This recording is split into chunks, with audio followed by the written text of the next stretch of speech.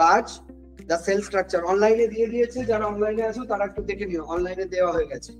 এবারে এই চ্যাপ্টারটা অ্যাজ ইজি অ্যাজ, এখান থেকে আমরা দুরকম ভাবে রেডি করতে পারি।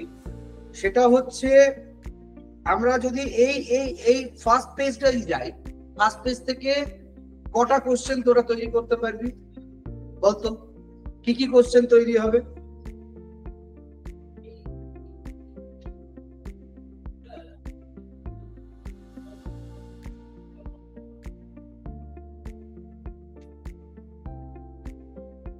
পেন্সিল বার কর বা পেন বার কর ফটাফট।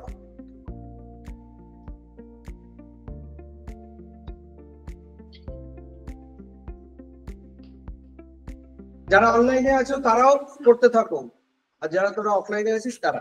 প্রথম কোশ্চেন হচ্ছে, জীবজগতে কত রকমের বা কত প্রজাতির ব্যাকটেরিয়া, প্রোটোজোয়া ও উদ্ভিদ পাওয়া যায়? কতগুলো? বা প্রোটোজোয়ার দেহে কটি কোষ থাকে? একটি। জীবদেহের গঠনগত ও কার্যগত একক কি? জীবের কোষে যে জৈব রাসায়নিক বিশ্লেষণ হয় সেখানে জৈব উপাদানগুলি কি কি থাকে? এখানে যদি আমরা হঠাৎ করে লিখে দিই যে মনে কর শর্করার জায়গায় ভিটামিন, বা লিখে দিলাম ক্যালসিয়াম, মানে আমরা ম্যাচ দা ফলোইং বার করতে পারি, বা আমরা বলতে পারি নিম্নলিখিত কোন বাক্যটি সঠিক বা ভুল। ঠিক আছে, যেরকম কোশ্চেন হয় নিম্নলিখিত 4টে বাক্য আমরা লিখলাম, কোন বাক্যে ঠিক লিখলাম, কোন বাক্যে ভুল লিখলাম। ভুল মানে কি? মনে কর প্রোটিন, ফ্যাট, শর্করা, নিউক্লিক অ্যাসিড, ওখানে আমরা লিখে দিলাম অ্যামাইনো অ্যাসিড। বুঝতে পারলাম? তাহলে ওই অপশনটা কি হবে? ভুল। তাহলে যে অপশনে দেওয়া থাকবে প্রোটিন, ফ্যাট, শর্করা, নিউক্লিক অ্যাসিড, ওই অপশনটা ঠিক। তার মানে সেন্টেন্সকে যদি আমি তুলে দিই, একটা অপশন ঢুকিয়ে বা বার করে নিই, তাহলেই ওই সেন্টেন্সটা রং বা রাইট হয়ে যাবে। এই সমস্ত পরীক্ষায় কোশ্চেন হচ্ছে নিম্নলিখিত কোন কোন বাক্যগুলি বা সেন্টেন্সগুলি কারেক্ট আর ইনকারেক্ট।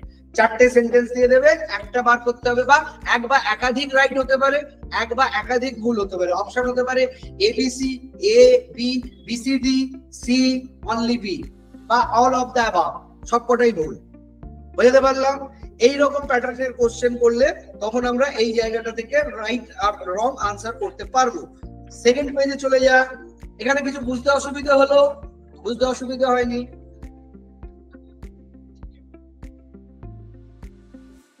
জীবদেহের গঠনগত কার্যগত ক্ষুদ্রতম একককে কি বলে? দাগ দিয়ে দাও, দাগ দাও, সব দাগ দাও।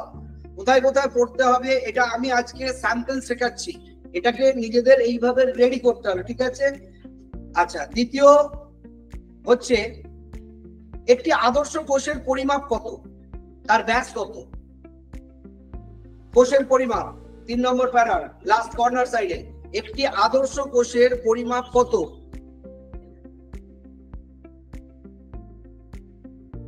10 মিলিমাইক্রন, মাইক্রন। ঠিক আছে, পেয়েছিস? বেশিরভাগ কোষ আণুবীক্ষণিক। কোষ পরিমাপের জন্য ব্যবহৃত এককগুলি কি কি? মাইক্রন, মিউ, মিলিমাইক্রন, আর্মস্ট্রং একক অথবা ন্যানোমিটার। এদের ইকুয়েশন গুলো কি কি আছে দেখো। 1 micron equals to 1 micrometre equals to আমরা দিতে পারি 10 টু দি পাওয়ার -6 m। তাহলে যে কোনোটা দিয়ে আমরা যে কোনোটার সঙ্গে ডিরাইভ করাতে পারি। আমরা ম্যাচ দা ফলোইং দা কলম করতে পারি। কলম মানে কি? এপাশে 1 মাইক্রন, এপাশে 1 মিলিমাইক্রন, এপাশে 1 আর্মস্ট্রং একক দিলাম, আর এপাশের যে মাপগুলো আছে সেগুলোকে আমরা কি করলাম? ওলট পালট করে দিলাম। তাহলে ম্যাচ দা ফলোইং কি করে করব? আমাকে তাহলে দুটো সাইডই জানতে হবে, মাঝখানের সাইডও জানতে হবে। তাহলে এটাকে রেডি না করলে আমরা যখন ম্যাচ দা ফলোইং আসবে তখন আমরা রেডি করতে পারবো না। বোঝা গেল? ক্লিয়ার? কারোর কোনো ডাউটস আছে? কারোর কোনো ডাউটস নেই? নেক্সট পেজে চলে চলো। এখানে প্রত্যেকটা কোশ্চেন কিন্তু হাইলি ইম্পর্টেন্ট। সবচেয়ে ছোট আকৃতির কোষ কি? বাবা, এবারে ওইটা বাংলায় যদি না দেয়, ইংলিশেই যদি বাংলায় লিখে দেয়, ইংলিশটাই তো বাংলায় লিখে দিতে পারে। তার মানে আমাকে ইংলিশটাও রেডি করতে হবে। বড়, সবচেয়ে বড় আকৃতির কোষ কি? এটা সবাই জানে, কিন্তু এই সাইজটা কেউ করে না। এই যে ডিফারেন্স তৈরি হয় টপারদের সাথে বাকিদের, কারণ তোরা পড়ার মধ্যে আবার পড়িস, মানে কি পড়ার মধ্যে আবার সাজেশন রেডি করিস, আমরা যেটা দিই সেটা থেকেও আবার কাটছাট করিস। আমরা সবটা থেকে কাটছাট করে এটাকে একদম ক্ষীর বানিয়েছি, তোরা সেই ক্ষীর থেকেও আবার সর তুলছিস। তার মানে কি আমরা এখানে দিয়েছি উটপাখির ডিম, সঙ্গে তার সাইজ দাও, তোরা সাইজটা করতে হবে না, সাইজটা বাদ দিয়ে দাও। অপশনে এলো সাইজ, এইটার মধ্যে কোনটা উটপাখির ডিমের সাইজ, নাও আউট। টপার হতে গেলে তোমাকে সবসময় মনে রাখতে হবে যেটা কেউ করবে না সেটাও আমাকে করতে হবে। ভালো রেজাল্ট করতে গেলে যেটা কেউ করবে না সেটা আমাকে করতে হবে, এবং আমি নিজেকে এতভাবে এগিয়ে নিয়ে যাব যে বাকিরা আমাকে ছুতে পারবে না। তার জন্য একটু খাটতে হবে। আর খাটতে যদি আপত্তি থাকে তাহলে গড়পড়তা চলো, ওই হোলসেল হবে সবাই, বুঝতে পারছি। হোলসেল এখানে কে কে হতে চাইছিস, আর কে ক্লাসে টপার হতে চাইছিস? না কেউ হোলসেলে হতে চাইছিস, না কেউ ক্লাসে টপারও হতে চাইছিস। কেউ তো বলছে স্যার আমি হোলসেলে যাবো বা আমি ক্লাসে টপার হবো। কেউ আছিস সেখানে যে বলতে পারবি মুখে হাত দিয়ে যে স্যার আমি ক্লাসে টপার হবো? অনলাইনে কেউ আছিস বলতে পারবি ক্লাসে টপার হবো? আচ্ছা, সবচেয়ে লম্বা উদ্ভিদ কোষ কি? র্যামিক আছে, ফ্লোয়েম তন্তু কোষ বা র্যামিক অ্যাসিড ইংলিশটাও দেওয়া আছে, ঠিক আছে। সবচেয়ে লম্বা প্রাণী কোষ, সবচেয়ে লম্বা উদ্ভিদ, বোঝা গেল। এইখানে যে সবচেয়ে লম্বা প্রাণী, সবচেয়ে বড় প্রাণী এবং তাদের সাইজ গুলো 33 মিটার, 54 মিটার, 114 মিটার, পুরোটা এ টু জেড নামাতে হবে, বোঝা গেল। চলো পরে। 80 কিলোগ্রাম ওজনের একজন পূর্ণবয়স্ক মানুষের দেহে কতগুলো কোষ দিয়ে গঠিত হতে পারে? দিয়ে গঠিত হতে পারে। প্যান্ডেরিনা মোরম কি ধরনের শৈবাল, বা এটা শৈবাল না ব্যাকটেরিয়া না ভাইরাস? দুটো হতে পারে, চারটা আকৃতির হতে পারে, আকৃতি জিজ্ঞেস করতে পারে, আবার এটা শৈবাল না অন্য কিছু জিজ্ঞেস করতে পারে, তার দেহ কতগুলো কোষ দিয়ে গঠিত দেওয়া হতে পারে। হয়ে গেল। এবারে চলে আয়, পুরো ইতিহাসের মতন মুখস্থ রাখতে হবে। আমাদের এইটা যেটা হচ্ছে কি, কোষ এবং কোষাঙ্গাণুর আবিষ্কার গবেষণায় অনেক অবদান রেখে গেছে। কোষবাদ তত্ত্ব নিয়ে, কোষবাদ তত্ত্ব কি আমরা পড়বো, কিন্তু এই কোষবাদ তত্ত্ব নিয়ে কারা কারা আলোচনা করেছে এখানে আমাদের যেরকম কোশ্চেন হয় সেটা হচ্ছে বিজ্ঞানীদের নাম, সাল, ম্যাচ দা ফলোইং, বিজ্ঞানীদের নাম আর তাদের মতবাদ, একদিকে এক একটা করে মতবাদ দিয়ে দেবো আর বিজ্ঞানীদের নাম দেবো, কোন বিজ্ঞানী কোন মতবাদ, ম্যাচ দা ফলোইং। বুঝতে পারলাম? অ্যারিস্টটল তার সাল ধারণা, বস্তু পর্যবেক্ষণের জন্য লেন্স ব্যবহারের কথা প্রথম কে বলেন? Leonardo da Vinci. ফ্রান্সিস জানসেন্স আর জ্যাকোবেস জানসেন্স কি করছে? চশমা বিক্রেতা ভাতৃদ্বয় সর্বপ্রথম দুটি ভিন্ন লেন্সের সাহায্যে যৌগিক অনুবীক্ষণ যন্ত্র নির্মাণ করেন। বুঝতে পারছি? এগুলো কিন্তু খুব ইম্পর্টেন্ট, এগুলো থেকে কোনো সময় কিন্তু সরা যাবে না। এইটুকু মনে রাখতেই তোর 3 দিন লেগে যাবে, তাই না রে? বল, লাইনে লাইনে বলছে, এখানে কিছু আছে? রকেট সায়েন্স আছে? কোন গ্যালিলিও গ্যালিলি, এবারে Galileo Galilei, Robert Hooke, Einstein, এই অ্যারিস্টটল, হাজার হাজার মতবাদে আছে, সব মতবাদ আলাদা করতে হবে। এর জন্য যেটা করতে হয় সেটা হচ্ছে খাতা রেডি করতে হবে। এবার থেকে তোমাদের খাতা রেডি করে, খাতায় কি করবে, এই যে প্রশ্নগুলো আমি দিচ্ছি এই প্রশ্নগুলোকে নিজেরাই রেডি করবে। কিরকম ভাবে? এটা তো এখানে রইলই, কিন্তু যখন তোমার পরীক্ষা final day, final call day মানে কি পরীক্ষার 3 দিন বা 7 দিন আগে, এরকম যদি 36টা বা 37টা স্টাডি মেটেরিয়াল যায় বা 40টা মেটেরিয়াল যাবে, সেগুলো নিয়ে তো হজপজ করে বসে পড়বে, তার মধ্যে থেকে কোনটা পড়বো কোনটা পড়বো না, কোথায় পড়বো কি করবো কিচ্ছু হবে না। আর সব স্টাডি মেটেরিয়াল এলোমেলো হয়ে যাবে, পড়তে পড়তে পান্তুয়া হয়ে যাবে। বোঝাতে পারছি? ভালো করে বুঝে না। এইটাই যারা এবারে টপার হয়েছে তাদের কথা শুনুন, তারা বলছে আমরা নিজেদের এমন ভাবে গুছিয়ে রেখেছি যে লাস্ট ল্যাপের যে দৌড়টা আমরা দিই, আমাদের কি শেখায় লাস্ট ল্যাপের দৌড়ে শ্বাসটা বেশি আটকে রেখে লাস্ট ল্যাপে বেশি দিতে হয়, তাই তো, যেতে আমরা বাকিদের হারাতে পারি। সেই প্র্যাকটিস গুলো নিয়ে আমরা গাধার মতন পড়ে যাচ্ছি, হবে না তো? লাস্ট ল্যাপে অর্থাৎ লাস্ট এক সপ্তাহে বাকিরা কি করবে? সব সার্টিফিকেট গুলো ওটা নিয়ে পড়বে, ওটা 40টা নিয়ে পাহাড় নিয়ে বসে পড়বে, পারবে না, খুঁজেই পাবে না। তার জন্য কি করতে হবে? একটা মোটা 12 নম্বর কি 14 নম্বর কি 16 নম্বরের বায়োলজি খাতা, এরকম একটা দুটো তিনটে খাতা হবে। বায়োলজি খাতা তেড়ে নিলাম, সেল স্ট্রাকচার চ্যাপ্টারের নাম দিয়ে দিলাম, পুরো বুলেট করে করে এই পয়েন্ট গুলো এখান থেকে তুলে ওখানে জমা করে দিলাম। তাহলে কি হলো? আর এই মেটেরিয়ালের আমার দরকার নেই, ভালো মেটেরিয়াল। সাইড হয়ে যাও। কারণ মেটেরিয়াল থেকে আইদার তোকে এইরকম ভাবে দাগ দিতে হবে যেরকম ভাবে দাগ দেওয়াচ্ছি, এবার ওইভাবে দাগ দিলেও অতগুলো মেটেরিয়ালকে নিয়ে পড়ার একটা ট্রাবলসাম হবে। কিন্তু তুই যদি শুধু মেটেরিয়ালটা নিস, কোনটা পড়বো আর কোনটা বাদ দেবো এখানে কি আমি সব করছি, তাহলে কি পড়বো কি পড়বো না তখন বাঁচতে পারবো না। আর আগে থেকে আমি যদি না আন্ডারলাইন কালার বা কালার পেন্সিল দিয়ে বা হাইলাইটার দিয়ে করে রাখি হবে না। এবার করতে গিয়ে মেটেরিয়াল গুলো আরো মানে মুচকে মুচকে ভাঁজ হয়ে 1 বছর পরে চলে যাবে। তার থেকে বাবা একখানা খাতা নেবো, খাতায় 12 কি 16 নম্বর খাতায় এখানে যা যা আমি বলছি সেগুলোকে সব ওখানে তুলে দেবো। তাহলে কি হলো, ওখানে আমার কোশ্চেন রেডি হয়ে গেল। বোঝা গেল? এটা হচ্ছে কি হলো, ডেটা কালেকশন হলো। এর সঙ্গে একটা কি করব, ওই চ্যাপ্টারের ওইটুকুর মধ্যে নিজে কোশ্চেন ফ্রেমিং করব।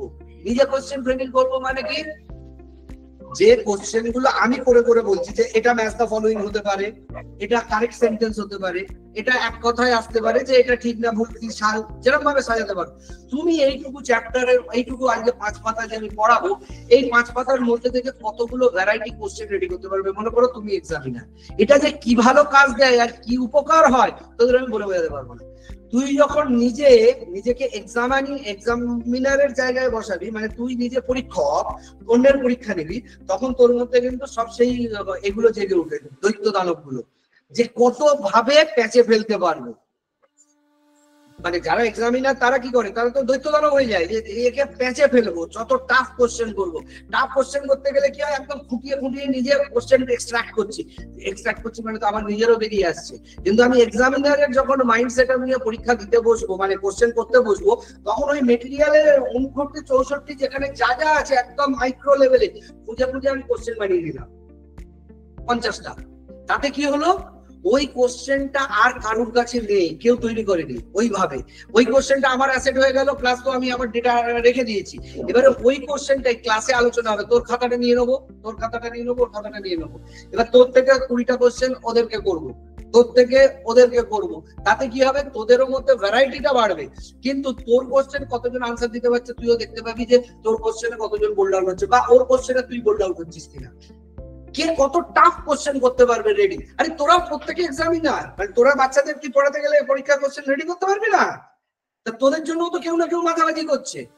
সেই মাথাবাজিটা যখন তুই নিজে শুরু করে দিবি, তুই তখন বুঝতে পারবি যে কোথায় কোথায় ঢুকে গিয়ে আমাকে আটকাতে পারি, খেলতে পারি, জায়গাগুলোকে তোরও ডেরাইভ করা হয়ে যাবে। সেখান থেকে তুই যখন ওটাকে তুলে নিবি, তখন কিন্তু ওটা তোর অ্যাসেটস হয়ে গেল, যে এখান থেকে যদি কোনো কোশ্চেন করে আমাকে আর বোর্ড করতে পারবে না, কারণ এটা আমার কোশ্চেন করা হয়ে গেছে।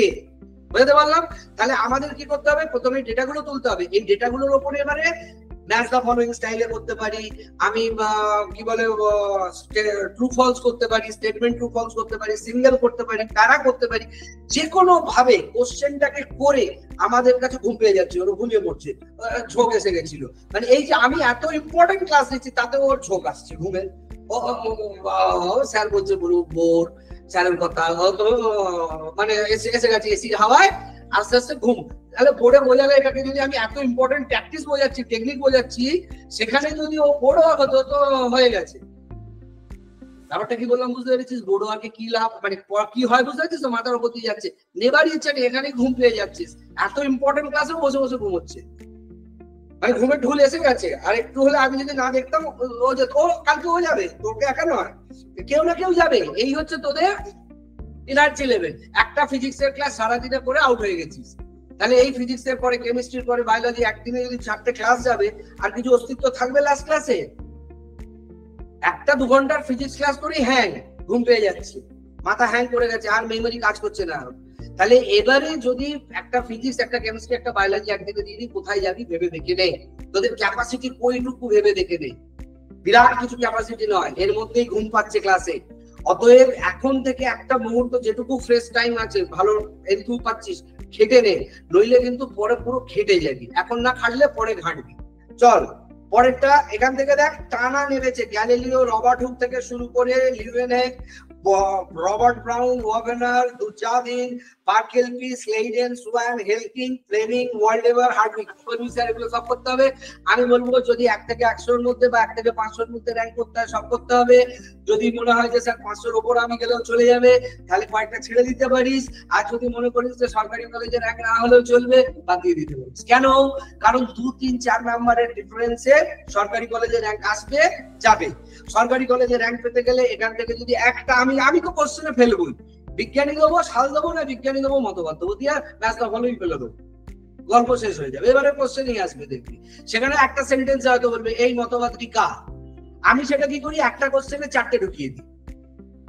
বুঝতে পারলাম? একটা বিজ্ঞানী তার মতবাদ দিয়ে একটা জানা যায়, আমি 4টে বিজ্ঞানী আর 4টে মতবাদ দিয়ে দিলাম, তার মানে একটা কোশ্চেন থেকে আমি কতগুলো উত্তর পেয়ে গেলাম।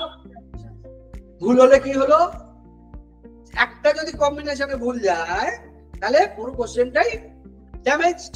তাহলে আমি একটা প্রশ্ন থেকে 4টে করে, আমার সব কোশ্চেন আছে পড়া দেখলে আগের বছরে পাগল করে দিয়েছি। কি করেছি? সব ম্যাথ দা ফলোইং ফেলেছি। কেন? ম্যাথ দা ফলোইং ফেলে তোদের 20 নম্বরের পরীক্ষা নেবো বলেছি, 20টা কোশ্চেন করবো। 20টা কোশ্চেনে সব ম্যাথ দা ফলোইং দিয়ে দিয়েছি। তার মানে আমি কতগুলো কোশ্চেনের অ্যান্সার দিয়ে দিয়েছি? 80টা কোশ্চেনের অ্যান্সার তুলে দিয়েছি। 4টে করে ম্যাথ দা ফলোইং ফেলে দেবো। বুঝতে পারলাম? এই লেভেলে এগোতে হবে, বাকিদের থেকে অনেক এগোতে হবে, তবে টেক্কা নেওয়া যাবে।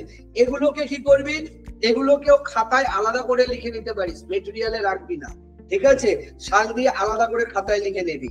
এরপরে দেখ, আমরা চলে যাচ্ছি কোষের আভ্যন্তরীণ বস্তুকে কি বলে।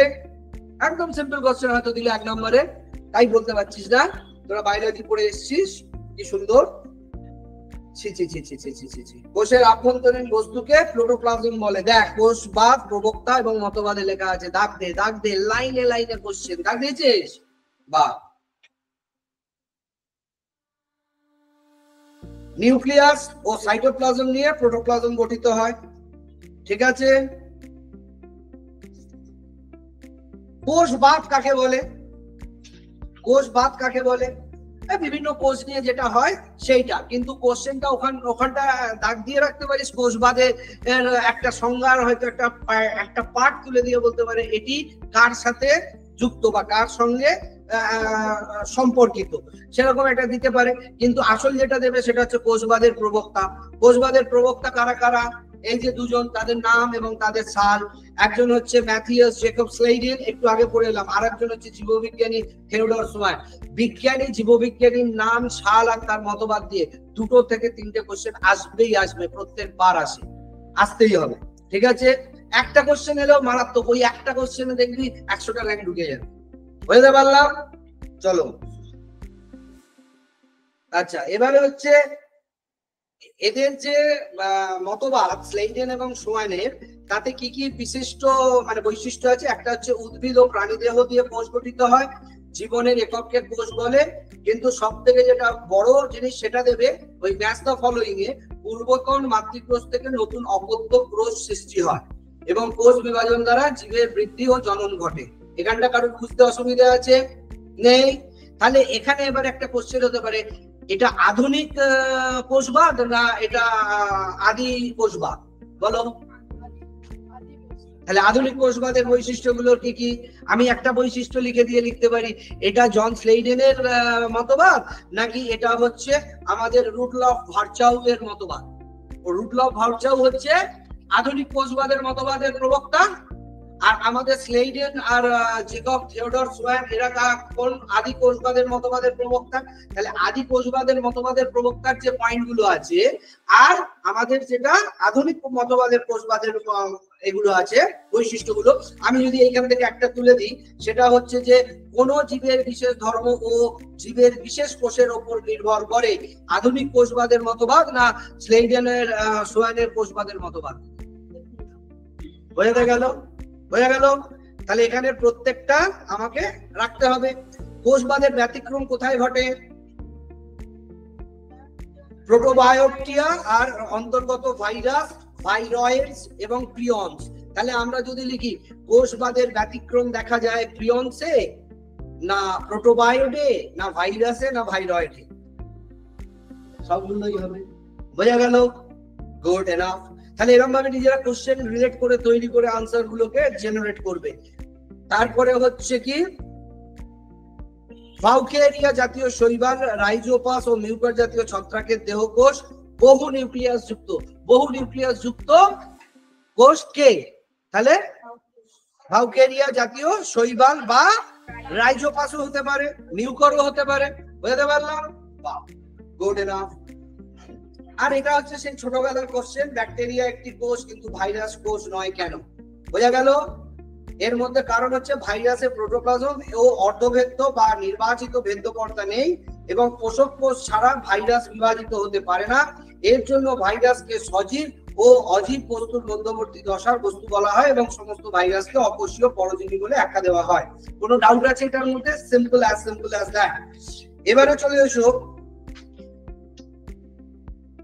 এখান থেকে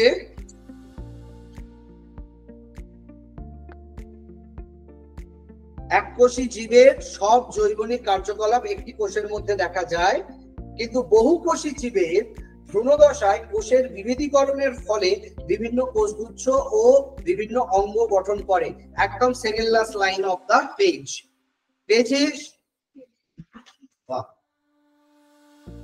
কোথাও বুঝতে অসুবিধা হলে আমায় বলবি যে স্যার বুঝতে পারলাম না। কোষ কাকে বলে? বল। তারা নাকি তারা কি ফিজিক্স কেমিস্ট্রি বায়োলজি পড়ি 11 12 পাস করেছিস, কি দুর্গতি। দেখ ফার্স্ট লাইনে লেখা আছে, এটা বাচ্চা ছেলে 7 এ জিজ্ঞেস করবি বলে দেবে। বল কোষ কাকে বলা হয়? বল লেখা আছে, দেখ দেখে বল। কোথায় দেখছিস? ওই পেজটাই দেখছে, দেখ ওই পেজটা এদিক দিয়ে ঘুরে ওই দিকে দেখছো, ঘুম এখনো কাটেনি গো। এই যে এইখানটা এই দোলটাচ্ছে ওই পেজটাই, এই পেজে উল্টে দিয়ে একবার এদিক দেখছে একবার ওদিক দেখছে। কোথায় নিয়ে যাবো আমি? দেখ কাকে বলে কোষ? কাকে বলে কোষ? ডাক দিয়ে দাও। কোষ দেহ কাকে নিয়ে গঠিত?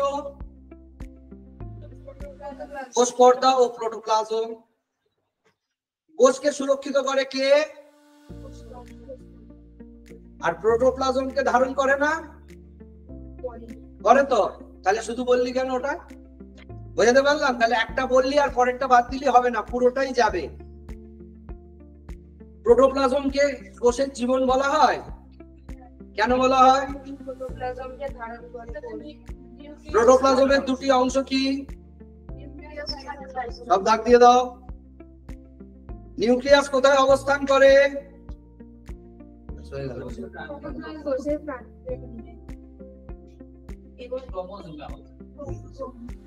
ক্রোমোজোমের মধ্যে কে থাকে? সাইটোপ্লাজমের যে বিভিন্ন কোষাঙ্গগুলো থাকে সেগুলো কি কি? আমরা 4টে লিখে দেবো, তার বা 5টা লিখে দেবো, একটা এক্সট্রা দিয়ে দেবো, তাহলে আমাকে 6টাই মনে রাখতে হবে। কি কি থাকে বল?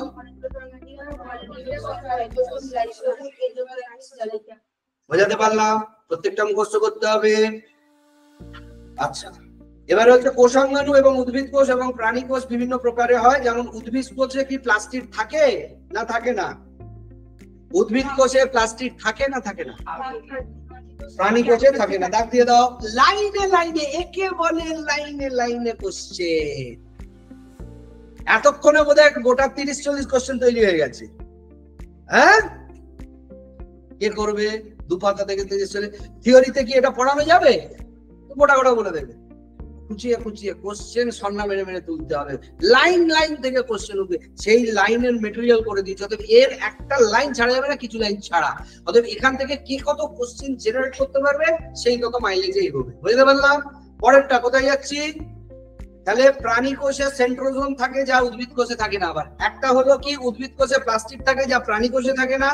আবার প্রাণী কোষে সেন্ট্রোজোম থাকে যা উদ্ভিদ কোষে থাকে না। এই বুঝতে পারছিস? পিঙ্কি ঘোড়ায়। হ্যাঁ স্যার। ধন্যবাদ। এবারে হচ্ছে প্রোক্যারিওটিক কোষ। জটিল কোষ না সরল কোষ? ইউক্যারিওটিক কোষ। এটা কেমন বলতে পারলি? যদি এটা সরল জিজ্ঞেস করছে সাথে ওটা জটিল জিজ্ঞেস করবে, কিন্তু যদি এটা অপটা জিজ্ঞেস করতাম তখন আর জটিল করে সরল ভুলিয়ে যেত। হ্যাঁ হ্যাঁ হ্যাঁ, বুঝতে পারছি, সব ট্যালেন্টেড। হ্যাঁ, আচ্ছা, সালোক সংশ্লেষ করতে পারে যেসব কোষ তাদের কি কোষ বলে? স্বভোজী না পরভোজী? আচ্ছা, যারা পারে না তাদের পরভোজী। আচ্ছা, বিজ্ঞানী হাসিনের মতে জীবনের ভৌত ভিত্তি কি বলতো দেখি? কেউ পারবি না, দেখে বলে দেবে তাড়াতাড়ি হচ্ছে। আরে কোথায়? প্রোটোপ্লাজম। দেখ, কোষ পর্দা দিয়ে ঘেরা কোষের ভিতরের সব সজীব গোলরীয় বস্তুকে একসঙ্গে প্রোটোপ্লাজম বলে। বিজ্ঞানী হাসলের মতে প্রোটোপ্লাজম হলো জীবনের ভৌত ভিত্তি। ঘড়াই বুঝতে পেরেছিস তো?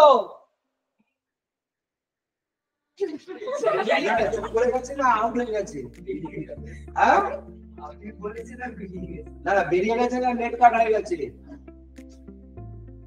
ঠিক আছে, ভয় পেয়ে গেছে, দেখতে পাচ্ছে না। সজীব কোষের পুষ্টি, ক্ষরণ, রেচন, উত্তেজনা ইত্যাদি বিভিন্ন প্রকার ধর্ম প্রোটোপ্লাজমই নিয়ন্ত্রণ করে। দাগ দিয়ে দাও। নিউক্লিয়াস ও সাইটোপ্লাজম নিয়ে প্রোটোপ্লাজম গঠিত হয়ে গেল। এবারে হচ্ছে প্রোটোপ্লাজমের রাসায়নিক গঠন। বলতো প্রোটোপ্লাজমে কি কি থাকে? এতদিন তো 11-12 পড়ে এসেছিস, দেখে দেখে বলছিস কেন? তোরা তো সব একটা সরস্বতীর বরপুত্র, না দেখে বল। না দেখে বললি? ও লাভলি। তারপরে অজৈব পদার্থ কি কি থাকে? হ্যাঁ বল বল, দেখে দেখেই বল। এগুলোর প্রত্যেকটা মগজে ধোলাই করতে হবে। একটা পয়েন্ট আউট করে দিলে বা একটা নিয়ে বলবে এটা কি থাকে, থাকে না, থাকে না থাকে না। তুমি কত জানো তোমাকে জানার জন্য 4 পাতায় আমি বোল্ড করে দিচ্ছি। কতগুলো কোশ্চেন হলো এখানে, বুঝতে পারছিস? হ্যাঁ, 70 টাকা 4 পেজে, 5 পেজেতে তো আমি 100 ঠেকিয়ে দেবো। আচ্ছা বল, প্রোটোপ্লাজমের প্রধান মৌল কি কি? যেসব মৌল প্রোটোপ্লাজমে বেশি থাকে তাদের কি বলে? তাহলে ফসফরাস ম্যাক্রো এলিমেন্ট না হচ্ছে আমাদের ট্রেস এলিমেন্টস? আচ্ছা, তাহলে প্রোটোপ্লাজমের সূক্ষ্ম মৌল কারা? তারা কারা? বলছে দেখ, রকেটের মতন বলে দিল সব। Molybdenum, boron, manganese, copper, aluminium, cobalt. বুঝতে পেরেছিস? ট্যালেন্ট ট্যালেন্ট, এরকম ভাবে ট্যালেন্টে উত্তর দিতে হবে। আচ্ছা, তুই দেখে বললি? হ্যাঁ, আমি না দেখে বললি। আচ্ছা, এবারে দেখো রেটিকুলার মতবাদ কে দিয়েছে? রেটিকুলার থিওরি ফরম্যান কবে? 1784। প্রোটোপ্লাজম সূক্ষ্ম জালকের মতন এই প্রকৃতির প্রোটোপ্লাজম নার্ভ কোষে দেখা যায়। ফাইব্রিলার মতবাদ, গ্র্যানুলার মতবাদ, অ্যালভিওলার মতবাদ, কোলয়েড মতবাদ। 4টে মতবাদের 4টেই মতবাদ আসবে। ডান দিকে দেবে মতবাদ, বাঁ দিকে দেবে বিজ্ঞানীর নাম বা মতবাদের নাম। Match the following. 5টা আছে, সরি, হ্যাঁ 5টাই দেবে। 5টাই মতবাদ, বাঁ দিক ডান দিক। বোঝা গেছে? Match the following. আমি এবারে তোদের যেদিন জিজ্ঞেস করবো সেদিন কি করবো? আমি বলবো দেখে দেখে এদিকে রেটিকুলার লেখ আর এপাশে ডান দিকের গুলো লেখ, তবে তো পড়া ভালো। অপশন দেবে, আমরা নিজেরা আবার অপশন দেওয়ার কি আছে? অপশন দিয়ে তো ওটাই দিয়ে দেবো, ABCD আমি ঘেটে দেবো, সে তো আরোটা। সে তো কোশ্চেন যখন করে পরীক্ষা নেবো তখন তো সেটা হচ্ছে ডাইরেক্ট তোকে অ্যান্সার দিতে হবে। আমি এখানে তোকে ডেকে বলবো তুই লেখ রেটিকুলার মতবাদটা, তুই এখানে লেখ ফাইব্রিলার মতবাদটা। হ্যাঁ, মতবাদটা লেখ, বা এইটা বললাম এটা কি তুই বল। এবার আমি বলে দিলাম এখান থেকে গ্র্যানুলার মতবাদ, যেটা হচ্ছে প্রোটোপ্লাজম জীবন্ত দানা সহযোগে গঠিত। এটা কার মতবাদ? তাহলে ডান দিকে লিখে দিতে হবে। বুঝতে পারলাম?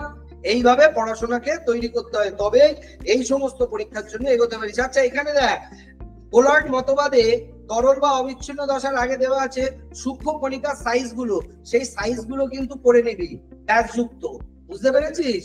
কারণ এটা হচ্ছে লাস্ট 80% পাওয়ার জন্য এইরকম অফবিট কোশ্চেন, যেটা স্যার এটা আসতে পারে না, সেটাই পরীক্ষায় আসে। তো যেটা ভেবে যায় স্যার এটা আসবে না, ওটাই এসে যায়। একটা দুটো ওরকম এসে যায়, ওটা কাদের জন্য দেওয়া থাকে? Yes boss. আর ওই কোশ্চেনের আনসার যে করবে, কোশ্চেনের ফ্রেমিং কি রকম করে হয় একবার দেখিয়ে দিই, দাঁড়া ভালো করে দেখ। এরাও খুব চালাক। প্রথম 40টা কোশ্চেন করবে, প্রায় 90 জন পারবে, একদম ইজি। আরে ইজি, সবাই দিয়া ফাটিয়ে দিয়েছি স্যার, জেনবাস ফাটিয়ে দিয়েছি। 40টা কোশ্চেন সবাই মাঝে যে কোনো পরীক্ষায় থাকে। প্রথম যদি 100টা কোশ্চেন, 40টা কোশ্চেন সবাই পাচ্ছে, 40 সবাই পাচ্ছে। এরপরে 50 থেকে 60 এখানে এসে নামবে 70 জন, ঠিক আছে। তারপরে 60 থেকে 80 এক ধাক্কায় নেমে যাবে এটা 60-এ।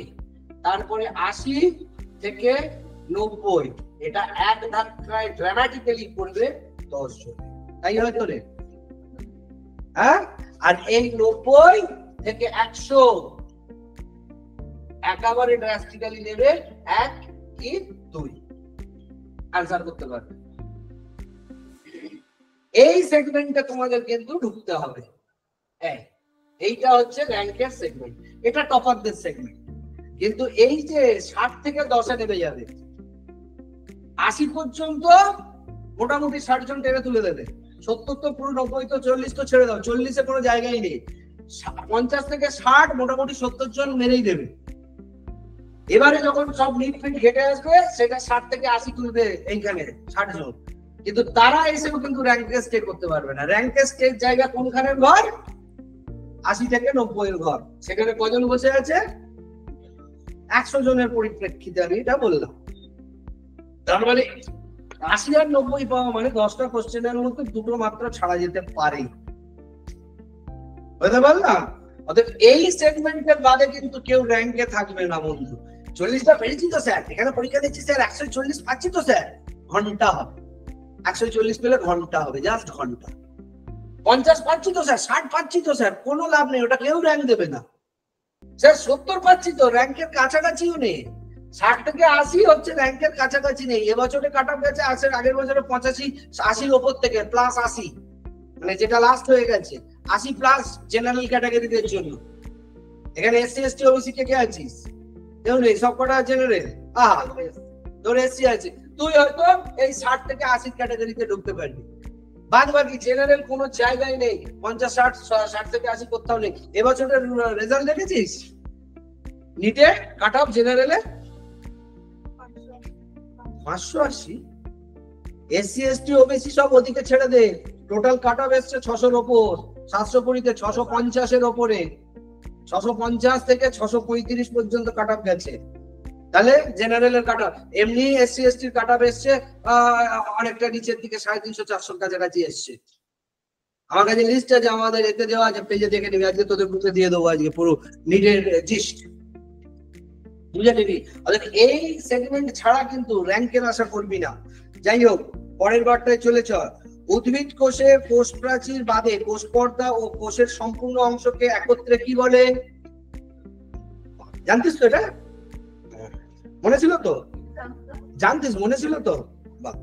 তাহলে তো অর্ধেক পথে এগিয়ে গেছিস। যতটা মনে রেখেছিস ততটাই এগিয়ে গেছিস। দুটি উপাদান দিয়ে সাইটোপ্লাজম গঠিত, কি কি বলতো? পড়ছিস এখন, জিজ্ঞেস করছি, উত্তর দিবি তো। তোর সাইটোসোল, হাইলোপ্লাজম, দুটো, এই দুটোই তো। ছাগল মানে আর গাছে বলি? আরে ছাগল দেখ, সাইটোসোল আর হাইলোপ্লাজম একই জিনিস। তাহলে ওটা তো নয়, বা মানে তো একই জিনিস রে বাবা। তাহলে আর একটা কি? ট্রোফোপ্লাজম। হ্যাঁ, দুটো, তার মধ্যে একটু হচ্ছে দুটো নাম আর একটু হচ্ছে আলাদা নাম। বুঝাতে পেরেছি? বুঝতে পেরেছিস? কিরে ঘটে ঢুকেছে? ঘট বোঝাই করে দেবো না, না অনেক সুন্দর। ইগোতে লাগলো, ইগোতে হার্ট হয়ে গেছে, ইগো হার্ট হয়ে গেছে।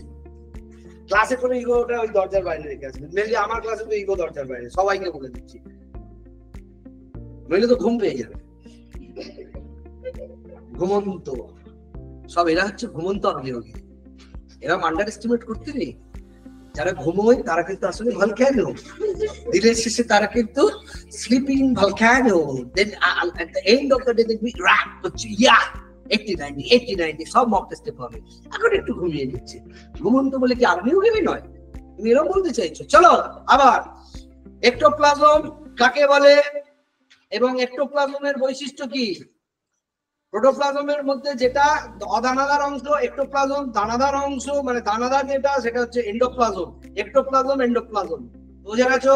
দাগিয়ে দাও, আন্ডারলাইন করে দাও, খুব ভালো। আচ্ছা, এদের কাজ যে কোনো একটি কাজ দিয়ে জিজ্ঞেস করতে পারি এটি কার কাজ, অত সবকটা কাজেই দাগ লাগাও। আচ্ছা, এবারে ট্রোফোপ্লাজম, যেটা আগের বারে বললাম সাইটোপ্লাজমীয় বস্তু, সেটা দেখে নাও। কি হয়, এটা হচ্ছে মেইনলি সাইটোপ্লাজমে থাকতে থাকা সমস্ত কোষাঙ্গাণু অজীবীয় বস্তু সমগ্র একসঙ্গে ট্রোফোপ্লাজম বলে। সাইটোপ্লাজম এক প্রকারের কোলডীয় তরল, যার মধ্যে দুটি অবস্থা বিদ্যমান। কি কি অবস্থা?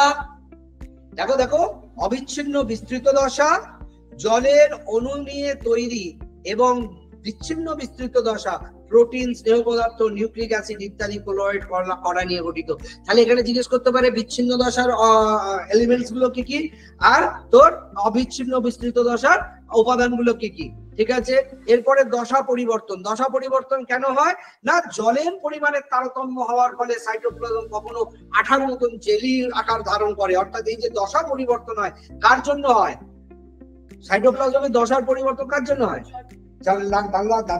জলের পরিমাণ তারতম্য হওয়ার জন্য আমাদের জেলি হয়ে যায়, সেটাই হচ্ছে আমাদের দশা পরিবর্তনের কারণ। আচ্ছা, এবারে যখন এই ভিসকোসিটি অর্থাৎ সান্দ্রতা বাংলায় বলে, সাইটোপ্লাজম কিছুটা আঠালো হয়ে যায়। কার জন্য আঠালো হয়ে যায় না, যখন কোলয়েড অণুগুলি পারস্পরিক আকর্ষণ করে। তাহলে কোলয়েড অণুগুলোর কি পারস্পরিক আকর্ষণ ক্ষমতা আছে না নেই? কোশ্চেনটা ব্যাখ্যা ভাবে দিলাম, বুঝতে পেরেছিস? তার মানে অণুগুলোর যে আকর্ষণ ক্ষমতা, সেই আকর্ষণ ক্ষমতা থেকে ভিসকোসিটির জন্ম হয়, এবং তার জন্যই কি হচ্ছে না, এখানে আমরা যেটা দেখতে পাচ্ছি, কোলয়েড অণুগুলো একে অপরকে নিজেদের প্রতি একে অপরকে টানছে, যেটাকে আমরা সান্দ্রতা বলি। এই সান্দ্রতা হবার কারণ কি বল? তাপ, তড়িৎ, রাসায়নিক, দেখতে পাচ্ছিস? আচ্ছা, স্থিতিস্থাপকতা কাকে বলে? বাহ্যিক উদ্দীপনা সরিয়ে নিলে সংকুচিত বা প্রসারিত সাইটোপ্লাজম আগের অবস্থায় ফিরে আসে। কিরকম বলতো? হাতে কারেন্ট মারবি বা ছেঁকা দিবি, কি হয়? সংকুচিত প্রসারিত হয়। ধীরে ধীরে হিলিং করলে ঠিক হয়ে যায়। বুঝতে পারলাম? এখানে কারেন্টের শক দে, তড়িৎ দে, তাপ দে, কাগজ তো নিজের দেহে এক্সপেরিমেন্ট কর না, দিলে পরেও দেখবি ঠিক হয়ে যাবে। বুঝতে পেরেছিস? আচ্ছা, চলন। সাইটোপ্লাজমের কত রকমের চলন হয়? ব্রাউনীয় চলন মানে কি? ব্রাউনীয় চলন কি সরলরৈখিক না? তাহলে কোশ্চেন ওখান থেকে ঘোরাতে পারি যে ব্রাউনীয় চলনের বৈশিষ্ট্য সরলরৈখিক। সেন্টেন্সটি রাইট অর রং? এখন তো বলছিস না, মেটেরিয়ালটা যখন 2 মাস হাওয়া হয়ে যাবে তখন কি হবে সেটা চোখে দেখে তো এখন এরকম খুলে দিলে তো খুঁজেও দিয়ে উত্তর দিতে পারবি না। তারপরে হচ্ছে তাহলে সাইটোপ্লাজমের সান্দ্রতা কমে গেলে ব্রাউনীয় চলন বেড়ে যায়, এটাও একটা পয়েন্ট। সেন্টেন্স দিয়ে রাইট অর রং? বুঝতে পারছিস? বল স্যার, বুঝবার আর আছে কি, শুধুই তো মাথায় রাখার আছে। সাইটোপ্লাজমের নির্দিষ্ট পদে স্বাভাবিক চলনকে আবর্তন বলে। আবার আবর্তন কত রকমের হয়? রোটেশনের বৈশিষ্ট্য কি আর সার্কুলেশনের বৈশিষ্ট্য কি? বোঝা গেছে? হ্যাঁ বলো। গহ্বরকে কেন্দ্র করে সাইটোপ্লাজম যখন চলে, আর যখন অনেকগুলি গহ্বরকে ঘিরে চলে, তখন কি বলা হয়? সার্কুলেশন। বোঝা গেল? আচ্ছা, এবারে নিউক্লিয়াসের ভেতরে ক্রোমোজোম থাকে, এবং ক্রোমোজোমের ভিতরে বৈশিষ্ট্য বহনকারী জিন অবস্থান করে। প্রোক্যারিওটিক নিউক্লিয়াসে নিউক্লিয় পর্দা থাকে না থাকে না? থাকে না। নিউক্লিয়াস বলতে কি বোঝায়? দ্বিতন্ত্রী চক্রাকার ডিএনএ কে বোঝায়, তাই তো? ইউক্যারিওটিক ক্রোমোজোমে ডিএনএ এর সাথে আর কে থাকে বাবা? কি উত্তর দিচ্ছিস তোরা? It's a mind blowing. মানে জয়েন্ট এন্ট্রান্স বোর্ড কোশ্চেন করে করে হাঁপিয়ে যাবে, তোদের উত্তর দেওয়া থামছে না। প্রত্যেকটা রাইট অ্যান্সার দিচ্ছিস। কিরকম হয় ভাব, এরকম যদি হয়, হ্যাঁ কি ক্রিটিক্যাল কোশ্চেন, সব আনসার এসে যাচ্ছে। এইটা যদি শুধু মাথায় থাকে কি হবে ভেবে দেয়। এইটা এই যেরকম কাগজে দেখে বলে দিচ্ছি ঝটপট, শুধু এরকম মনে রাখতে হবে, হয়ে যাবে উত্তর চটপট, তাই তো রে? বাবা বাবা, কি উত্তর দিচ্ছিস, আটকাবো কোথা থেকে ভেবে পাচ্ছি না। বল, সবাক শোষণকারী প্রথমে বায়ুমণ্ডলে কেন অবাধ শোষণকারী এককোষী জীবের উৎপত্তি ঘটে বলতে পারবি? যদি কোশ্চেনটা এরকম দেয়, দিয়ে কয়েকটা কারণ দিত। বলতো দেখি কেন? খুঁজে পাসনি? সেই সময় পৃথিবীর বায়ুমণ্ডলে অক্সিজেন ছিল না। খুঁজে পেয়ে গেছে। তাহলে এইটা কোশ্চেন হতে পারে, কি কোশ্চেন হতে পারে, যে অবাধ শ্বসনকারী এককোষী জীবের প্রথম উৎপত্তি হয় কেন? কেন মানে আমাদের সবাধ শ্বসনকারী এককোষী জীবের উদ্ভিদ ঘটেনি, অবাধ শ্বসনকারী এককোষী জীবের প্রথম উৎপত্তি ঘটেছিল? তার কারণ হচ্ছে তখন বায়ুমণ্ডলে অক্সিজেন ছিল না। ঠিক আছে? আচ্ছা, এবারে কোষ, এককোষী জীব, বহুকোষী জীব হয়ে গেল। এককোষী জীব খুবই জটিল এবং উন্নত, তাই তো রে? তাহলে না, আর আমি হ্যাটাং বিশাল কোশ্চেন করি, রাইট রাইট রাইট, একটাতে 4টি রাইট দিয়ে দেবো, তখন দেখলে। তাহলে কি হবে? এককোষী জীব খুবই সরল এবং অনুন্নত, এদের প্রোক্যারিওটিক কোষ বলে। প্রোক্যারিওটিক কোষের দুটো উদাহরণ দিন, আমি দেখছিস কেন? দেখ তো, একটা উত্তর দিয়েছে না দেখে, দেখতে গেছিল, আমি যেই বলেছি চোখটা তুলে নিয়েছি, অ্যামিবা অ্যামিবা হলো, রাইট হলো। ওই তো ওই লীলাভ ব্যাকটেরিয়া, সবুজ শৈবাল, লীলাভ ব্যাকটেরিয়া, ওই তো খালি অ্যামিবা, খালি বারবার কি আছে? এটা হচ্ছে ব্যাকটেরিয়া ও নীলাভ সবুজ শৈবাল। আর ইউক্যারিওটিক কোষে হচ্ছে তোর অ্যামিবা, ক্লাইডোমোনিয়াস, উর্গোনিয়াম, প্যাটাপ্যারাসিসিয়াম, তাই তো রে? ঢুম করে বলে দিলি অ্যামিবা, ওদের সব একই স্যার। হ্যাঁ, ওইগুলো সবই তো একই খিচুড়ি নাম, যার সঙ্গে যারটা লাগিয়ে দিলেই হলো। ওই দেখতে গেছিল, খুলে দিয়েছ অ্যামিবা। অ্যামিবাটা বেশ ভালো লাগে না, যাকে বলতে ভালো লাগে, অ্যামিবা। বোঝা গেল? আচ্ছা, অ্যামাইটোসিস প্রক্রিয়ায় বংশবৃদ্ধি হ্রাস হয়। কি রে ওই লাস্ট বেঞ্চ, ওই কি নাম? অরণ্য, অরণ্য বল, অরণ্য। হয়ে গেছে, গল্প শেষ। বল, তুই বল।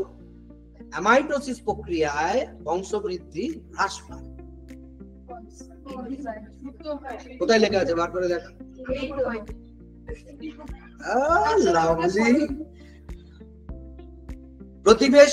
প্রতিকূল পরিবেশে টিকে থাকার উপায় ও ক্ষমতা থাকে, পরিবেশে অভিযোজন ক্ষমতা প্রচুর হয়। ঠিক আছে? আবার এগুলো হচ্ছে কি এককোষী জীবের এককোষীয়তার সুবিধা। ঠিক আছে? আবার এককোষী জীবের বা এককোষীয়তার অসুবিধাগুলো কি কি দেখ? এদের আত্মরক্ষা ক্ষমতা কম থাকে, আন্তঃকোষীয় পাচনের সময় কোষের ক্ষতি হওয়ার সম্ভাবনা থাকে, পরিবেশে টিকে থাকার জন্য বংশবৃদ্ধির হার অনেক বেশি, সংবেদী অঙ্গ না থাকায় পরিবেশের পরিবর্তন সহজে বুঝতে পারে না, এবং জলীয় মাধ্যম ছাড়া এরা বেঁচে থাকতে পারে না। প্রত্যেকটাকে আন্ডারলাইন আন্ডারলাইন আন্ডারলাইনের খাতায় তোলা, খাতায় তোলা। বুঝতে পেরেছিস সবাই? আচ্ছা, এবারে দেখ, বলতো বহুকোষী উদ্ভিদ কারা কারা হয়? বহুকোষী উদ্ভিদ তো মানুষ হয়। এ পুরো তার কেটে গেছে। বললাম বলতো বহুকোষী উদ্ভিদ কারা কারা হয়? আমরা মানুষ। বহুকোষী উদ্ভিদ হ্যাং হয়ে গেছে, হ্যাং হয়ে গেছে। ফরম্যাটিং করতে হবে, ফরম্যাটিং করতে হবে। ওই ওর বাবা হ্যাং করে গেছে। তাহলে বহুকোষী প্রাণী বলে দিল, মানুষ ব্যতি রেখে বলুন, তখন গল্প শেষ, মানুষের শেষ হয়ে গেলে হয়ে গেল। এইভাবে বলতে হবে। তো ওটাই তো হয়ে গেল। তুই যে গরু ছাগল বলছিস সেটাই তো মেরুদণ্ডী অমেরুদণ্ডী প্রাণী দিয়ে দিয়েছি তো, গোটা মেরুদণ্ড আছে তো, হয়ে গেল। এককোষী জীবের মতো দ্রুত বংশবিস্তার করতে পারে না বহুকোষী জীব। বহুকোষীয়তার অসুবিধাগুলো কি কি পড়ে নিবি। আচ্ছা, এই অবধি আমি পড়া দিলাম।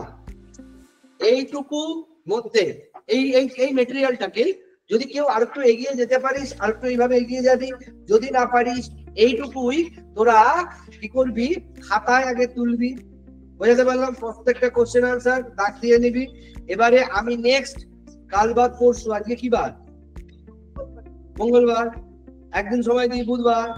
হ্যাঁ, বৃহস্পতিবার না শুক্রবার? কবে? তাহলে কি ফিজিক্স ক্লাসের পরে পড়বি নাকি আবার একদিন আসবি, সেটা জিজ্ঞেস করছি। বৃহস্পতিবার কটা থেকে কটা ফিজিক্স ক্লাস আছে?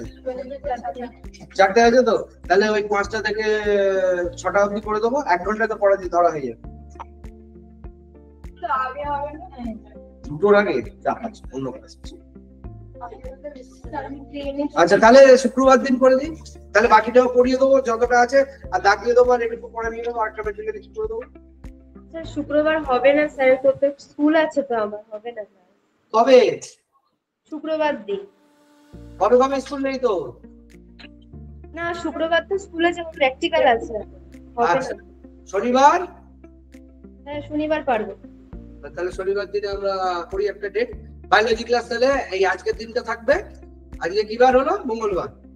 তাহলে মঙ্গলবার 4টে এই ফিজিক্স ক্লাসের পরে 1-1.5 ঘন্টার ক্লাস একটা দিয়ে দিচ্ছি। প্রথমে অল্প অল্প করে যান, বেশি বাড়ালাম না, অল্প অল্প থাক, প্রচুর মুখস্থ করতে হয়, একসঙ্গে বেশি দিলে ঘেটে যাবে। আর এটাই তাহলে এক্সটেন্ডেড হয়ে পড়াটা আসবে আবার শনিবার, আবার শনিবার মঙ্গলবার, এই শনিবারের পর রবিবার, সোমবার, মঙ্গলবার, আবার বুধবার পড়া, দুটো করে বায়োলজি ক্লাস হয়ে গেল। ঠিক আছে, কবে কবে হলো তাহলে বলে গেলাম, আমি লিখে দিই। আমাকে একটু লিখে দে, দেখি লিখে দিই। মঙ্গলবার কটা থেকে হলো? হ্যাঁ 4টে থেকে, 4টে থেকে 5:30, তাই তো? অসুবিধা হলো না, 1.5 ঘন্টা। আর শনিবার দিন কটা থেকে হবে তাহলে? শনিবার দিন না এখনো নেই, তাহলে আমরা বায়োলজি ক্লাসটাকে বাড়িয়ে দিই একটুখানি, তো ওটা কি 2 থেকে 4টে করে দেবো? হ্যাঁ 12টা থেকে হবে, অন্য ক্লাস আছে আমাদের এখানে, রুম নেই। শনিবার দিনের টাইমটা আমি তোদের হোয়াটসঅ্যাপ করে দিচ্ছি, এবার এই গ্রুপে দিয়ে দিচ্ছি। হ্যাঁ কি কি ক্লাসের রুটিন আছে দেখি, এই রুমটা কখন ফাঁকা আছে, কারণ জিএনএম আসবে, জেনপাস আসবে, 25-এর সবাই আসবে, তো তাদেরকে ছেড়ে দিয়ে তোদের ফাঁকা টাইমটাও তো বার করতে হবে। আর কটা সকালে আছে আমি দেখছি শনিবার দিন, যদি মোটামুটি 3টে থেকে অসুবিধা হবে না তো? 3টে থেকে হলে ঠিক আছে তো? ঠিক আছে, কিন্তু তাহলে এই পড়াটাই আমরা নেবো, হবে শনিবার দিন, হয়ে যাবে এটা। আর খাতা এনে প্রত্যেকে দেখাবি আমাকে, মানে ওই হয়ে গেল মানে এখান থেকেই পড়ে হয়ে গেল আমি মানবো না। বড় মোটা খাতা করবি, তাতে এগুলো সব ডাউনলোড করবি, আমি লেখাগুলো সব দেখবো যে প্রত্যেকের খাতা হয়েছে, এবং কালি আলাদা আলাদা দিবি, একটা কালো কালি একটা ব্লু কালি, বাঁদিক যেটা লিখবি কালো, ডান দিক ব্লু, বা বাঁদিক ব্লু ডান দিক কালো। এই মেটেরিয়াল যেন আর আমাকে দ্বিতীয়বার আর হাতে না নিতে হয়, কারণ মেটেরিয়ালের হাবজি গাবজি আমরা ছেড়ে দিয়েছি, সমস্তটা খাতায় নামিয়ে দিয়েছি। অর্থাৎ খাতাটাই এবার থেকে আমরা পড়লে সব পেয়ে যাব। এবারে এটা পড়ার পর কি করবি, আর একটা খাতা করবি, কিসের বল? বায়োলজি। একটা খাতা হচ্ছে কি টেক্সচুয়াল থিওরি, যেখানে আমাদের বুলেটস গুলো থাকছে, আর একটা জায়গায় থাকবে কোশ্চেন অ্যান্সার, সেখানে কোষের গঠন ও কাজ নিয়ে যতগুলো কোশ্চেন পারবি তৈরি করে নিবি, যেগুলো আমি জিজ্ঞেস করলাম সেগুলো, প্লাস নিজের মতন কোশ্চেন, সেখান থেকেই আমি ক্লাসে ধরে নেবো, আর তোদের খাতাগুলো চেক করে নেবো। প্রত্যেকের থেকে বোঝা গেল? তাতে কি হবে, দুতরফা রেডিনেসটা হবে। করে 1 সপ্তাহ দেখ যে এতে এগোতে পারছিস কিনা, মনে রাখছিস কিনা, নইলে ওই ঘুমপাড়ানি মাসি পিসির ক্লাস শুরু করলো। এটা হাইলি খাটনির ক্লাস এবং হাইলি মেরিটোরিয়াস ক্লাস, এবং মানে এটা একদম ঝাঙ্কু তৈরি করবে, তোদের একদম ফাইন টিউনিং করে দিচ্ছি। যদি এটা করতে বলে হো স্যার বড্ড খাটুনি, এটা বড্ড টায়ার্ড হয়ে গেছে, এরকম লাগবে না। ওই যেরকম বললাম ঘুম পাড়ানি মাসে পিসি স্যার আমাকে ধরবে, চলবে, বলছি হ্যাঁ হলো, মেটেরিয়াল নিয়ে ঘরে যা, 10টা কোশ্চেন করে দেবে। ওই এই ক্যাটাগরিতে ঢুকতে গেলে এই লেভেলে পড়তে হবে, লাইন লাইন পড়তে হবে, বোঝাতে পারলাম? কোন লাইনে কিভাবে পড়বি, পড়িয়ে গেল মেটেরিয়াল নিয়ে ঘরে চলে গেলি, ওটাই ঠিক আছে কি? এটা কিন্তু খাটনি, প্রচুর খাটনি, কিন্তু খাটতে হবে। আমার ক্লাস মানে প্রচুর খাটতে হবে, নইলে আমি ঘুম পাড়ানি মাসে পিসি ক্লাস চালিয়ে দিই, কোনো চাপ নেই আমার। তুইও ক্লাস করবি, হই হই করে চলে যাবি, মেটেরিয়াল পেয়ে যাবি, আমি হই হই করে চলে যাবো। বুঝতে পেরেছিস? তাহলে আমরা শনিবার দিন এই পড়াটা নিচ্ছি, নেক্সট ক্লাসে বায়োলজির আগে 2-3টে চ্যাপ্টার শেষ করি, আবার কেমিস্ট্রিটা ভাববো। ফিজিক্স শুরু হয়ে গেছে। ও হ্যাঁ, তার মধ্যে ভালো কথা, ফিজিক্সের পরীক্ষাটা কবে দেবে মানে? হ্যাঁ, ফিজিক্সের কি কি চ্যাপ্টার হয়ে গেছে মানে?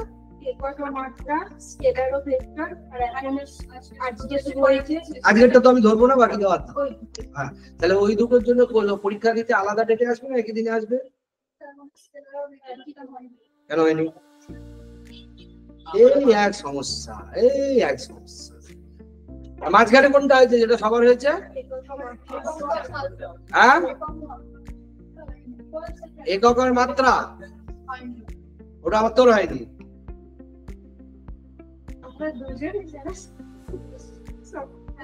মেটেরিয়াল গুলো পেয়েছিস তো? আমি 1 সপ্তাহ সময় দিচ্ছি, সব মেটেরিয়াল গুলো তুলে নে, অঙ্কগুলো নিজেরা কিছু কিছু পারবি, কিছু কিছু পারবি না, স্যারের থেকে করিয়ে নিয়ে নেক্সট আমি 1 সপ্তাহ সময় দিচ্ছি, এখনই করে নে, পরে আরো ভিড় বেড়ে গেলে করতে পারবি না, তখন সময় হবে না। এখন যেগুলো চ্যাপ্টার গুলো আছে মেটেরিয়াল গুলো তুলে নে, স্যারের যে ক্লাস আছে ফিজিক্সের ক্লাসে মাঝে যেগুলো নিজেদের একটু সেলফ স্টাডি করতে হবে, দেরি করেছিস কিছু করার নেই, ছেড়ে দিয়ে গেলে পিছিয়ে পড়বি, পড়ে নিলি বুঝতে পারিনি স্যার এখানটা এই অঙ্কগুলো আমাকে দেখিয়ে নিয়ে 3টে চ্যাপ্টারকে রেডি করে দে, তাহলে কি হবে আমি 1 সপ্তাহ বাদে 3টে চ্যাপ্টারকে সবার হয়ে গেল, আমি পরীক্ষায় চলে যেতে পারবো। নইলে আমি এটা আমি ওখানে, তাহলে আমি এদের দুজনের পরীক্ষা নিলে তোদের ভালো লাগবে? বোঝাতে পারলাম কথা? কার কোনো আপত্তি থাকলে আমায় বলো, এখনই বলো। কার কোনো আপত্তি নেই? মেটেরিয়াল গুলো নিয়ে নাও, নিয়ে স্যারকে পড়ে দেখে নাও কোথায় কোথায় বুঝতে অসুবিধা হচ্ছে, আর অঙ্কগুলো স্যারকে বললে স্যার করিয়ে দেবে। আর যেগুলো করিয়ে দিয়েছে এরা তো করিয়ে দিয়েছে, এদের সঙ্গে একটুখানি কনসাল্ট করে অঙ্কগুলো দেখে নে, এদের কাছে তো করানো আছে। বাকি তো এরাও ডোবাবে, তুইও ডোবাবি, আলাদা কিছু নয়, রকেট সব ডোবানো পার্টি হয়ে আছে, অতএব এরাও ডোবাবে ওরাও ডোবাবে। তো তোর যেগুলো এগুলো তুলেছে সেগুলো করে নে, বাকি যেগুলো এও ডোবাবে ওটা স্যারকে বলে করে নে, দিয়ে মোদ্দাবাদা 3টে চ্যাপ্টারকে রেডি কর, আমি যাতে এমসিকিউ থেকে কোশ্চেন গুলোকে তুলতে পারি বা থিওরি থেকে কোশ্চেন গুলো তুলতে পারি। অর্থাৎ 1 মাস পরে আমাদের ব্যালেন্স শিটে 3টে ফিজিক্সের চ্যাপ্টার কমপ্লিট, একটা বায়োলজি কমপ্লিট। অঙ্ক ধরে ধরে তো যেতে হবে, হিসেব মিলিয়ে মিলিয়ে যেতে হবে যে আমরা বাকিদের থেকে কতটা এগিয়ে যাচ্ছি। এবং এখনো এরা কি 2টো হয়ে গেছে, ফিজিক্স কিছু হয়েছে, ঘন্টা হয়েছে, আমি বলে দিচ্ছি 2 ঘন্টা হয়েছে, কিন্তু বায়োলজিটা আগের সপ্তাহে হবে, আর না হলে কিন্তু আমি কান ধরে বাইরে বার করবো। যার আপত্তি থাকবে সে আমার ক্লাসে আসবে না। যখন দেখবো বেঞ্চি পুরো খালি, কেউ আর নেই, আমি ক্লাস নেওয়া বন্ধ করে দিই। এটা আমার পুরনো প্রত্যেক বছরের স্ট্র্যাটেজি, বুঝতে পারলাম? যখন ক্লাস খালি হয়ে যাবে মানে কি কেউ আর আসবেই না, ক্লাস খালি হবে, আপনার কোনো তখন ওই ঘুম পাড়ানি মাসি মাসি চলতে থাকবে, আমার কোনো চাপ নেই। কিন্তু যদি আমার সঙ্গে লাগাতার 1 বছর এইভাবে লেবার দিস, তোদের রুখতে পারবে এরকম কেউ মানে মাইকালাল পায়দা হয়নি, যে যত কোশ্চেনই করুক। এই চ্যাপ্টারের এই 4টে পাতা থেকে আর কোনো কোশ্চেন বাকি আছে? হ্যাঁ, তাহলে এই পুরো চ্যাপ্টারটা কভার হওয়ার পর কতগুলো কোশ্চেন আমি বুঝতে পারছিস? এখনই মোটামুটি 70-80টা কোশ্চেন তুলে নিয়েছি 4টে পাতায়। এটার এখন এটা হাফ মেটেরিয়াল, মানে এই যে সেল স্ট্রাকচার, এটা হাফ মেটেরিয়াল আছে, এর সঙ্গে আরেকটা পার্ট যাবে। তাহলে এই মেটেরিয়ালটারই হাফটা যখন শেষ হবে মোটামুটি কত কোশ্চেন হবে? এখন কি মনে হলো আমরা কোশ্চেন করছি? শুধু মাথাতে রাখার সময়টুকু দিতে হবে, 250-300 কোশ্চেন এই চ্যাপ্টারটা থেকে বার করে নেবো। তুই তোর কলেজ, তোর দুনিয়ায় যত বন্ধু বান্ধব আছে, এই যা সেল স্ট্রাকচার নিয়ে বস একদিন কম্পিটিশনে, পারবে কেউ? যদি তোর মাথায় ঢুকে যায় তারপরে আর তোকে কেউ সেল স্ট্রাকচার নিয়ে হারাতে পারবে? তাহলে এই সেল স্ট্রাকচারকে যদি আমরা এইভাবে তৈরি করি, সব সাবজেক্টে যদি এইভাবে তৈরি করি, পরীক্ষায় কোথায় যাব? কাউকে দেখে কাউকে কম্পেয়ার করো না বাবা, নিজের জায়গা নিজে বুঝে নাও। তোমার ভালো, তুমি বুঝতে এসছো, কে ফাঁকি মারছে দেখে ফাঁকি মারলে গোল্লায় চলে যাবে, আমার কিচ্ছু নয়। আমার কাছে পরে গিয়ে কেঁদে লাভ নেই যে স্যার 12টা বেজে গেলাম। যদি মানুষ হবার হয় এখন মানুষ হয়ে নাও, 12টা বাজলে আমার থেকে খারাপ, মানে 12টা বাজে আবার কেউ হয় না। না ভোগবো, না ধরবো, না বলবো, কি করবো? পড়াতে হয় পড়াবো, মেটেরিয়াল দিতে হয় দেবো, ক্লাস করাতে হয় ক্লাস করাবো, পড়লে পড়, না পড়লে না পড়। ক্ষতি কিছু হবে আমার? ক্ষতিকার হবে? আমার কোনো দায় ঠেকেছে? এত বলে বলে কান ধরে দাঁড় করিয়ে বাইরে আমার কি দায় ঠেকেছে? আমার তো হলো এই যে মেটেরিয়াল, স্যার পড়ে দিল, ঘরে চলে গেলি। এই যে ফিজিক্স 2টো চ্যাপ্টার হয়ে গেছে, পড়া হয়নি, স্যার কোনো দায় ঠেকেছে? স্যারের 3 নম্বর চ্যাপ্টারে ঢুকে গেল, কালকে 4 নম্বর চ্যাপ্টারে ঢুকে যাবে, ক্ষতিকার হচ্ছে। আমি বায়োলজিতে ঢুকে পড়লাম কেন? যে আমাকে বুঝতে পারলাম যে এবার কানমোলা দেওয়ার সময় এসে গেছে, সেই জন্য ঢুকেছি। যদি বলিস তার দরকার নেই, ফেলে দেবো, ওইরকম আরেকজন আসবে পড়িয়ে দিয়ে গল্প দিয়ে শেষ করে চলে যাবে। বা ফিজিক্সের যে ক্লাসগুলো হয়েছে তাতে কোনো লাভ হয়েছে? তাদের 2টো ক্লাস হয়েছে, কোনো লাভ হয়েছে? কেন? স্যার তো পড়া ধরে না, পড়া জিজ্ঞেস করে না, কিছু জিজ্ঞেস করে না, পড়ি স্যার হয়েছে বায়োলজি হয়ে গেছে, বলো। তো এরকম 3টে চ্যাপ্টার শেষ হয়ে যাবে। এই যে বায়োলজি, যদি না আমি শনিবার ধরে কানমোলা দিয়ে বাইরে বার করি, পড়বি? খাতা দেখবো, যদি না দেখি করবি? করবি না। তো ভেবে দেখ যে আমার শাসনে থাকবি না নিজেদের স্বাধীনে থাকবি। স্বাধীনে থাকলে যতটুকু বাঁদর মেনে গেছিস পুরোটা হয়ে যাবে, আর যদি শাসনে থাকে হাইপারসোনিক, যেগুলো পাগল হয়ে থাকে, হ্যাঁ স্যার পাগল হয়ে গেছে, পুড়ে যাবো, একদম কি মানে এটা যে ডিপেন্ডেন্স থাকে, এটা যে স্যার হ্যাঁ বলছে একটু অন্তত বুকটা আচুমাচু করে একটু অনুশোচনা, হ্যাঁ ক্যাবলা করে থাকি যে স্যার বলছেন আচ্ছা ঠিক আছে, একটু ক্যাবলা সেজে থাকার তো দরকার। বা হ্যাঁ স্যার কি স্যার হয়ে গেছি, স্যার ভাববে যে হ্যাঁ মেয়েটার প্রতি এফেক্ট করছে আমার কথা, ও সব নেই। স্যার ইয়া ইয়া ঘুমোতে উঠে দেখলি এই জন্য বলেছিল বল কেন, হ্যাঁ সুইমিং বল কেন থেকে গেছে, ঠিক আছে বড় হয়ে গেছি। তো আমি হাসতে হাসতে কথাগুলো বলছি, তোরা হাসতে হাসতে পরীক্ষার হলে যাবি, কাঁদতে কাঁদতে রেজাল্ট নিয়ে বাড়ি যদি না আমার কথা শুনিস। রেজাল্টে দেখবি র্যাঙ্ক নেই, সরকারি কলেজে র্যাঙ্ক নেই, সরকারি কলেজে র্যাঙ্ক, জীবন পুরো আধা বাটা হয়ে যায়। কেন? সরকারি কলেজে পাওয়া মানে ঘরের 7-8 লাখ টাকা বাঁচা আর সঙ্গে সরকারি চাকরি পাওয়া, জীবন পুরো সেটেল। 1 বছর যদি রোগড়ে নিতে পারিস পুরো থেতো হয়ে যাবে জীবনটা। আর যদি 1 বছর ওই স্বাধীন, হ্যাঁ মাদার পুরো একদম গাছে উঠে ভালো লেগেছে একদম এই হয়ে যাবি, বুঝতে পেরেছিস? হ্যাঁ